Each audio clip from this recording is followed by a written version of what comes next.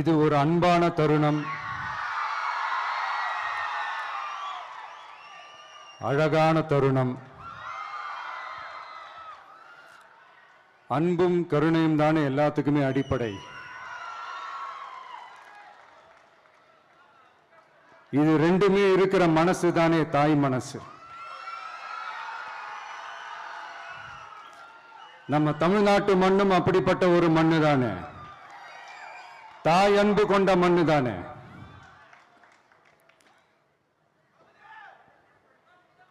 ஒரு தாய்க்கு எல்லா பிள்ளைகளும் ஒண்ணு தானே. அதனால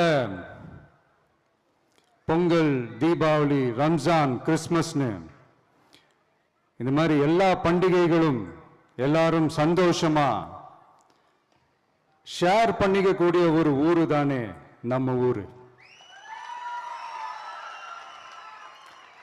இங்க வாழ்க்கை முறையும் வழிபாட்டு முறையும் வேறு வேறுனாலும் நாம் எல்லாருமே சகோதரர்கள் தானே.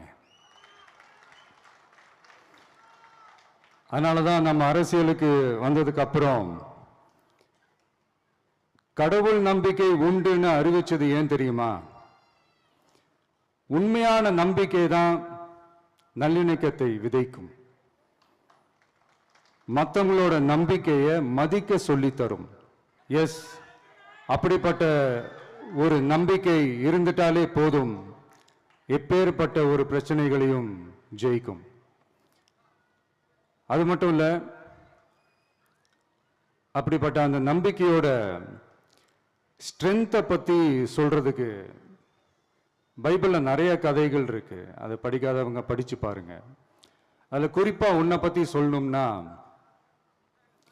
ஒரு இளைஞனுக்கு எதிரா தன்னோட சொந்த சகோதரர்களே பொறாமைப்பட்டு அவனை பாழும் கிணத்தில் தள்ளிவிட்டு அதுக்கப்புறம் அவர் எப்படி மீண்டு வந்து அந்த நாட்டுக்கே அரசனாகி தனக்கு துரோகம் செஞ்ச தன்னுடைய சகோதரர்கள் மட்டுமல்ல அந்த நாட்டையே எப்படி காப்பாத்தினாருன்னு சொல்லி இந்த மாதிரி நிறைய இன்ட்ரெஸ்டிங்கான கதைகள்லாம் பைபிள்ல இருக்கு. படிக்காதவங்க படிச்சு பாருங்க.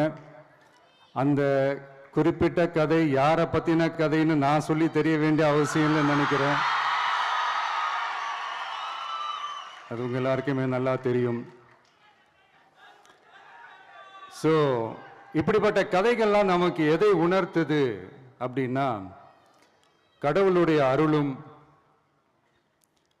மக்களை மானசீகமாக நேசிக்கிற அந்த அன்பும் அதீத வலிமையும் அதுக்கான உழைப்பும் இருந்துட்டாலே போதும். எவ்வளவு